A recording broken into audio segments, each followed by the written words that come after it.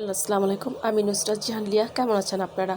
আলহামদুলিল্লাহ, আমরা ভালো আছি। চলে এসেছি প্রতিদিনের ব্লগ নিয়ে। আজকে চলে এসেছি ভিন্ন রকম করে একটু ডাল রান্না। প্রচণ্ড গরম পড়েছে, চাইলে রুটি, পরোটা, সাদা ভাত, আর যদি পারেন তাহলে বেশি মজা হবে সাথে একটু লেবু রস দিয়ে এমনি খেতে। আসুন দেখাই, শেয়ার করি। নিয়েছি মাসকলাই ডালের গুঁড়ি। মাসকলাই ডালটা গুঁড়িটার মধ্যে এখন আমি পানি দিয়ে গুলিয়ে নেব। আমি হাত দিয়ে করছি।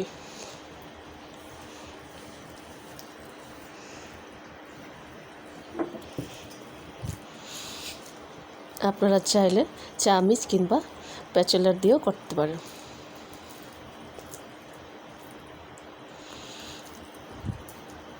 সম্পূর্ণ ডালটা আমি একদম ভালোভাবে পানি দিয়ে গুলিয়ে নিয়েছি। চুলোর মধ্যে কড়াই বসিয়েছি, কড়াইতে দিয়ে দিচ্ছি পানি, দিয়ে দিচ্ছি পেঁয়াজ, দিয়ে দিচ্ছি কাঁচামরিচ, দিয়ে দিচ্ছি লবণ, হলুদের গুঁড়ি, ধনিয়া গুঁড়ি,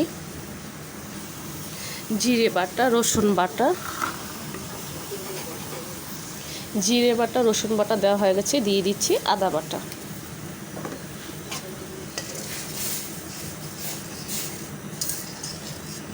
দিয়ে দিচ্ছি মাসকলাইয়ের ডালের যেটা পানি দিয়ে গুলিয়ে নিয়েছিলাম সেটা।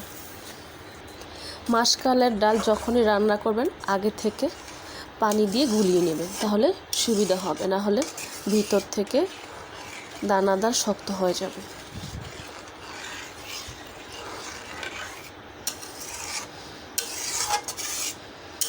আর ডাল দেওয়ার পর কিন্তু সাথে সাথে নাড়তে হবে, না হলে হাঁড়ির নিচে লেগে যাবে।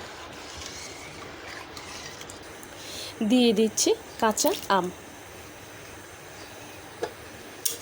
আমটা আগে থেকে না দিলে সিদ্ধ হবে না, কারণ মাসকলাইয়ের ডাল তো গুঁড়ি, বেশি সময় লাগে না। তো কাঁচা আমটা দেওয়া হয়ে গেছে।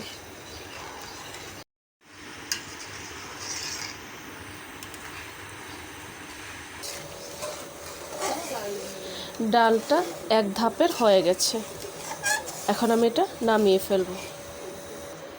চুলোর মধ্যে প্যান বসিয়ে দিয়েছি, প্যানেতে দিয়ে দিচ্ছি তেল।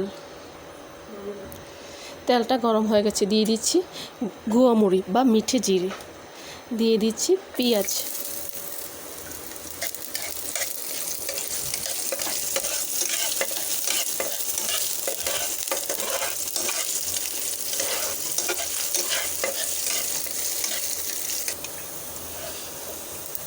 মিঠে জিরে আর পেঁয়াজটা ভাজা হয়ে গেছে।